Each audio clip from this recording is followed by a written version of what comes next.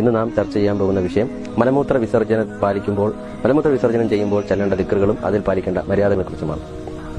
കയറുന്ന സമയത്ത് ബിസ്മില്ലാഹി അല്ലാഹുമ്മ ഇന്നി അഊദു ബിക മിനൽ ഖുബസി വൽ ഖബാഇസി എന്ന് ചൊല്ലിയതിനു ശേഷം ഇടത് കാല് വെച്ച് കയറുക.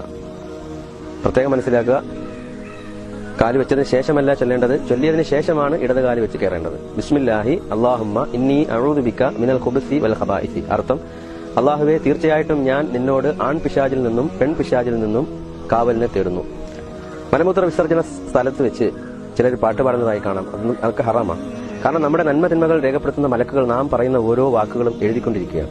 മലമൂത്ര വിസർജനം ചെയ്യാൻ പോകുന്ന സമയത്ത് മലക്കുകൾ പുറത്ത് നമ്മെ കാത്തു നിൽക്കുമെന്നാണ്. നാം അതിനകത്ത് വെച്ച് സംസാരിച്ചാൽ മലക്കുകൾക്ക് നമ്മിലേക്ക് കടന്നു വന്നിട്ട് അത് എഴുതേണ്ടതായി വരും. അപ്പോൾ അവരുടെ ശാപം നമുക്ക് ഉണ്ടാകാൻ സാധ്യതയുണ്ട് എന്നാണ് അതിന്റെ പിന്നിലുള്ള കാര്യമെന്ന് ബഹുമാനപ്പെട്ട പണ്ഡിതന്മാർ അവരുടെ ഗ്രന്ഥങ്ങളിൽ രേഖപ്പെടുത്തിയതായി നമുക്ക് കാണാൻ സാധിക്കും.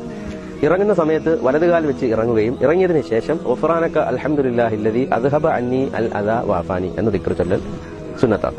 അർത്ഥം, അല്ലാഹുവേ, നിന്നോട് ഞാൻ പൊറുക്കലിനെ ചോദിക്കുന്നു, സർവ്വസ്തുതിയും നിനക്കാണ്. എന്റെ പ്രശ്നങ്ങൾ, എന്റെ ബുദ്ധിമുട്ടുകൾ നീക്കുകയും എനിക്ക് സന്തോഷം നൽകുകയും എനിക്ക് സുഖം നൽകുകയും ചെയ്ത അല്ലാഹുവേ, നിനക്കാണ് സർവ്വസ്തുതിയും എന്നതാണ്.